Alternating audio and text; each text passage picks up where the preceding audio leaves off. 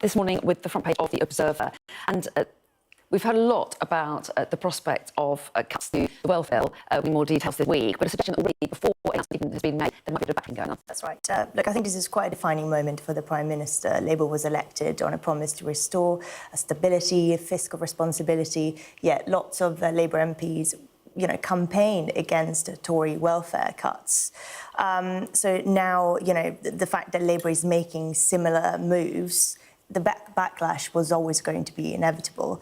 To break it down, what they're U-turning on is that it was leaked last week that his Green Paper that is going to come out next week was going to have a freeze in the main disability benefits, which is the personal independence payment, PIP. So they've decided to abandon that. There's still lots of other reforms there on the table, like cutting the top rate of incapacity benefit. And I think... And toughening the eligibility And toughening the eligibility criteria for PIP. Now, why are Labour MPs so... not happy with this, and I think The Observer makes this point. Even George Osborne, during the austerity, was not going to freeze PIP.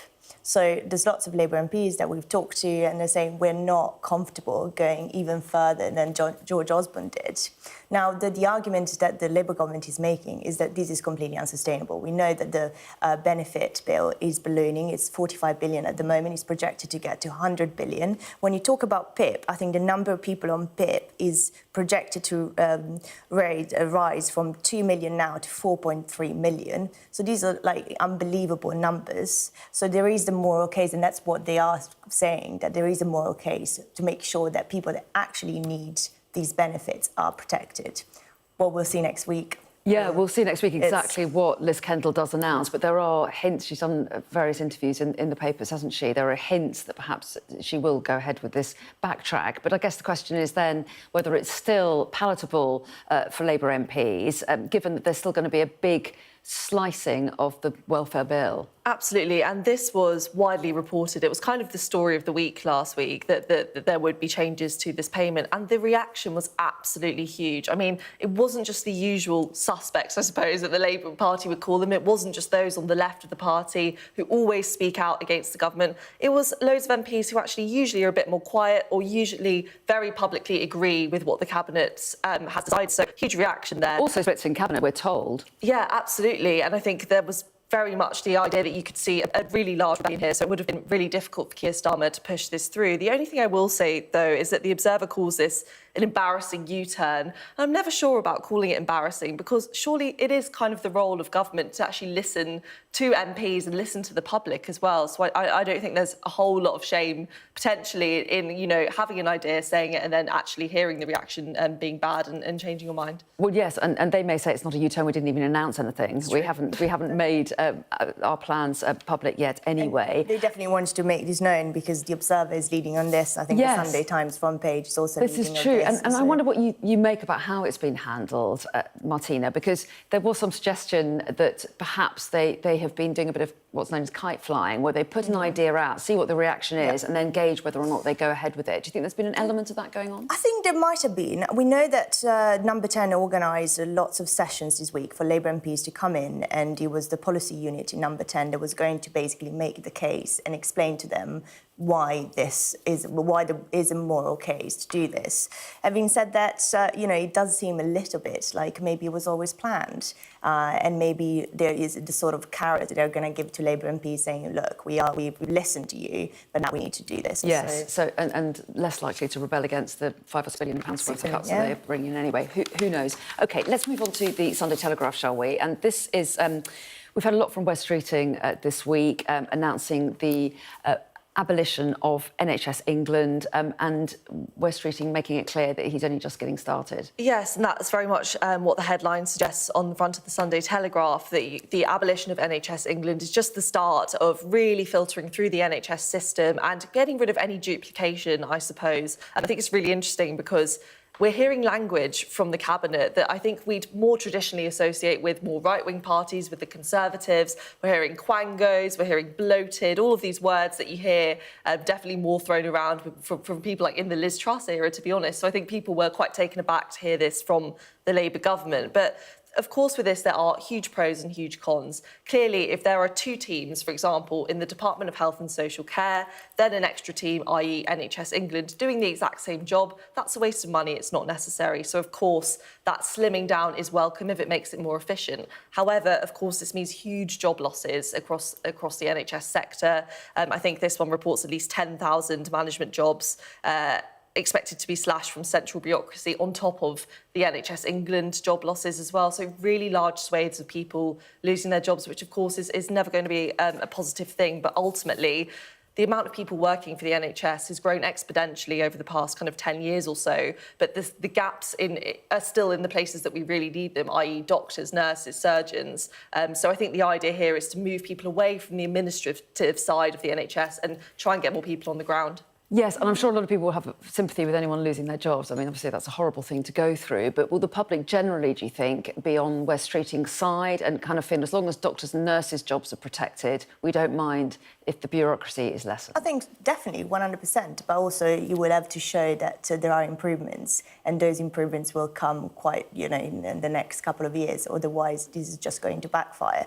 And I think, history suggests that this bonfire of quangos is easier said than done. Every single government for the last 20 years has promised to cut NHS bureaucracy. We've spoken about George Osborne when we were talking about the previous story, but he waged a war against quangos, and it spectacularly backfired. The cost, he ended up costing way more than what he promised saving. So I think we'll have to see if this actually saves taxpayers millions of pounds, as the Health Secretary said. Yeah, because it costs in the short term to pay people Absolutely. to make them redundant, and doesn't pensions it? Yeah, and all so of that. it's whether you get the benefits down the line. And Wes Streeting is going to be talking to Trevor Phillips a little bit later this morning at 8:30, so you'll be able to hear a little bit more from him, from the horse's mouth, as they say. Let's move on to the Sunday People now, because they lead with another big story yesterday, and this was Keir Starmer's virtual meeting of allies of more than 25 countries, wasn't it? 29. And what was the message that's come out from it? Look, from Keir Starmer, we heard just very much how much the UK still stands with Ukraine. And I think this was definitely in the aftermath of interventions from Donald Trump, and some concern maybe that would influence the UK's stance, and maybe they'd slightly kowtow more to what the US wants rather than stick with their European allies. So very much setting the tone there. But he was also talking about the fact that he'd met, that there's going to be a meeting with 27,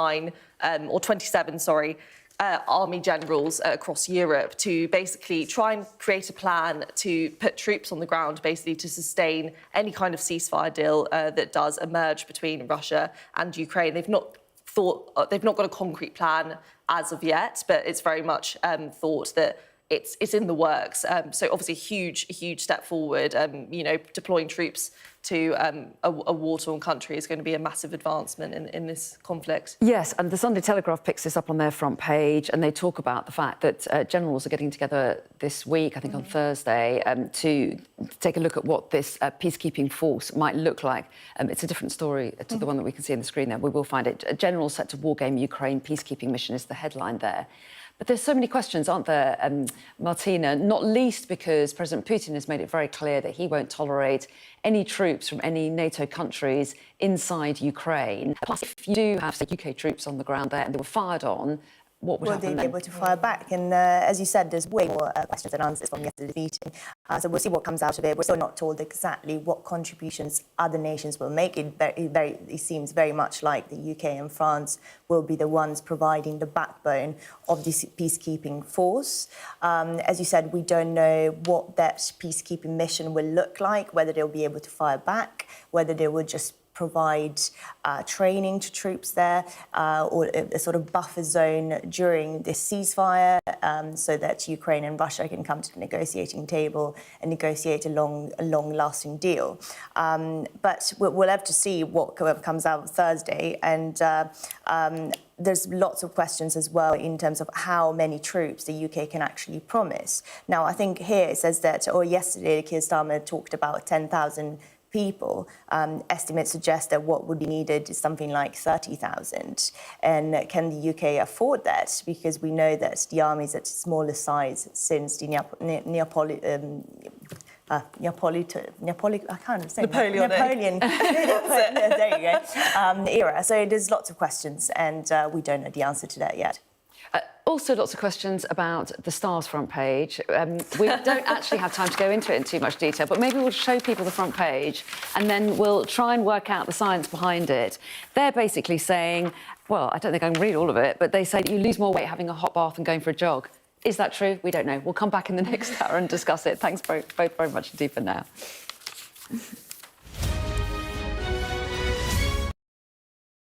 We are under